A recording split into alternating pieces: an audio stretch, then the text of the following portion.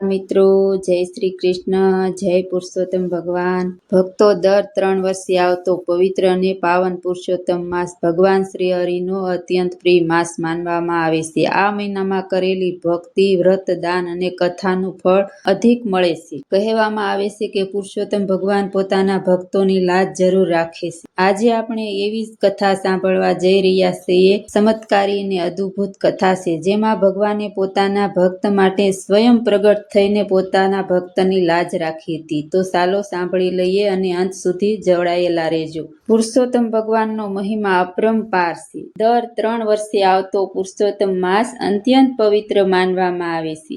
આ મહિનામાં ભક્તો ઘડાની સ્થાપના કરી ઘીનો અખંડ દીવો પ્રગટાવે છે. વહેલી સવારે નદીમાં સ્નાન કરી પીપળા અને તુલસીનું પૂજન કરે. આખો મહિનો ભક્તિ તથા નિયમથી વ્રત કરે છે. કહેવામાં આવે છે આ મહિનામાં કરેલી ભક્તિનું ફળ અનેક ગણું મળે છે અને ભગવાન પોતાના ભક્તની લાજ જરૂર રાખે છે. એક ગામમાં એક ધનવાન બ્રાહ્મણ અને બ્રાહ્મણી રહેતા હતા. ઘરમાં ધન, અનાજ અને સંપત્તિની કોઈ કમી ન હતી, પરંતુ તેમને સંતાન ન હતું. પુરુષોત્તમ માસ શરૂ થતા બંને પતિ પત્ની રોજ સવારે નદીમાં સ્નાન કરવા જતા. ઘેર આવી પૂજાપાઠ કરતા અને ભગવાનની ભક્તિમાં લીન થઈ જતા. આ બધામાં બપોર થઈ જતા અને રસોઈ બનાવવામાં સમય રહેતો ન હતો. એક દિવસ બ્રાહ્મણી દુઃખી થઈને બોલી કે જો તેમને એક દીકરો હોત તો તેમની વહુ ઘરની સંભાળ રાખત અને રસોઈ બનાવી આપત. બ્રાહ્મણે કહ્યું કે દીકરો નથી તો વહુ ક્યાંથી લાવી? પરંતુ બ્રાહ્મણી ખૂબ આગ્રહ કરવા લાગી. અંતે બંનેએ નક્કી કર્યું કે લોકો પાસે કહેશે કે તેમનો દીકરો કાશીમાં ભણવા ગયો છે. બ્રાહ્મણ તો ગામે ગામ ફરી એક સુંદર અને સંસ્કારી કન્યાના પિતાને મળ્યા અને કહ્યું કે તેમનો દીકરો કાશીમાં ભણે છે અને થોડા સમયમાં પાછો આવશે. કન્યાના પિતાએ પૂછ્યું કે દીકરો હાજર નથી તો લગ્ન કેવી રીતે કરવાના? બ્રાહ્મણે ઉપાય બતાવ્યો કે 3 ફેરા લેખણ સાથે ફરાવી દેવા અને ચોથો ફેરો દીકરો પાછો આવે ત્યારે કરાવી દેવો. કન્યાના પિતાએ રાજી થઈ ગયા અને ધામધૂમથી લગ્ન કર્યા. કન્યાને વિદાય આપી બ્રાહ્મણ પોતાના ઘેર લઈ આવ્યા. હવે રોજ સાસુ સસરા નદીમાં સ્નાન કરવા જાય અને વહુ પ્રેમથી રસોઈ બનાવી રાખે. બધું સારું ચાલતું હતું, પરંતુ એક દિવસ વહુ અગ્નિ લેવા પાડોશમાં ગઈ. ત્યાં પાડોશણે કહ્યું કે તે કોની વહુ છે? વહુએ ગર્વથી કહ્યું કે તે બ્રાહ્મણના દીકરાની વહુ છે અને તેનો પતિ કાશીમાં ભણવા ગયો છે. પાડોશણ હસીને બોલી કે આ બ્રાહ્મણને તો કોઈ દીકરો જ નથી અને તેને છેતરવામાં આવી છે. આ સાંભળી વહુનું હૃદય તૂટી ગયું. તે રડતી રડતી ઘેરે આવી અને ઘરે રસોઈ પણ બનાવી નહીં. સાસુ સસરા પાછા આવ્યા ત્યારે વહુએ આખી વાત કહી અને કહ્યું કે જો તેમને દીકરો ન હોય અને હોય તો તેને બતાવો. સાસુએ વહુને ધીરજ આપી, બધા કોઠારની ચાવીઓ આપી અને કહ્યું કે બધા કોઠાર ખોલજે, પરંતુ 7મો કોઠાર ખોલતી નહીં. બીજા દિવસે સાસુ સસરા નદી પર ગયા ત્યારે વહુએ એક પછી એક કોઠાર ખોલ્યા. એક કોઠાર અનાજથી ભરેલો હતો, બીજો વાસણોથી, ત્રીજો કિંમતી વસ્ત્રોથી, ચોથો સોના ચાંદીના ઘરેણાથી, 5મો સુવર્ણ મુદ્રાથી અને 6ઠો હીરા મોતીથી ઝગમગી રહ્યો હતો.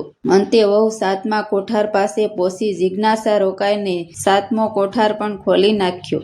7મો કોઠાર ખોલતા જ આખો ઓરડો દિવ્ય પ્રકાશથી ઝગમગી ઉઠ્યો. અંદર એક તેજસ્વી દિવ્ય પુરુષ પોથી વાસી રહ્યા હતા. પીળું પીતાંબર પહેર્યું હતું, ગળામાં સોનાનો હાર અને મુખ પર અદ્ભુત તેજ હતું.